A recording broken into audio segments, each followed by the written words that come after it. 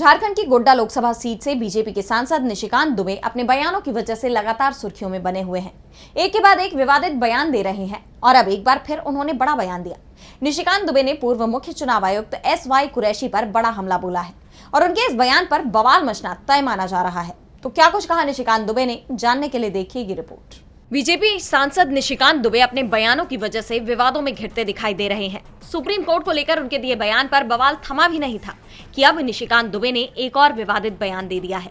उन्होंने पूर्व मुख्य चुनाव आयुक्त SY कुरैशी पर बड़ा हमला बोला है। बीजेपी सांसद ने एक्स पर एक पोस्ट में कहा कि आप चुनाव आयुक्त नहीं, मुस्लिम आयुक्त थे।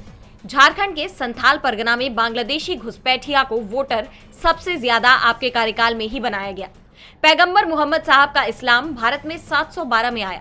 उससे पहले तो ये जमीन हिंदुओं की या उस आस्था से जुड़ी आदिवासी, जैन या बौद्ध धर्मावलंबी की थी। उन्होंने आगे लिखा कि इस देश को जोड़ो, इतिहास पढ़ो, तोड़ने से पाकिस्तान बना, अब बंटवारा नहीं होगा। दरअसल निशिकांत दुबे का ये बयान पूर्व CC कुरैशी के उस बयान पर आया है जिसमें उन्होंने वक्फ संशोधन एक्ट को लेकर केंद्र सरकार पर तीखा हमला बोला था। उन्होंने कहा था कि वक्फ अधिनियम निस्संदेह मुस्लिम भूमि हड़पने के लिए सरकार की बेहद भयावह योजना है। मुझे यकीन है कि सुप्रीम कोर्ट इस पर सवाल उठाएगा। बता दें कि इससे पहले निशिकांत दुबे ने सुप्रीम कोर्ट पर तंज कसते हुए कहा था कि अगर सुप्रीम कोर्ट ही कानून बनाएगा तो संसद और विधानसभाओं को बंद कर देना चाहिए। इसके साथ ही बीजेपी सांसद ने देश में हो रहे गृह युद्ध के लिए सुप्रीम कोर्ट के चीफ जस्टिस संजीव खन्ना को जिम्मेदार बताया था। उनके इस बयान के खिलाफ कार्रवाई की मांग उठ रही है। यहाँ तक कि बीजेपी ने भी उनके इस बयान से किनारा कर लिया है।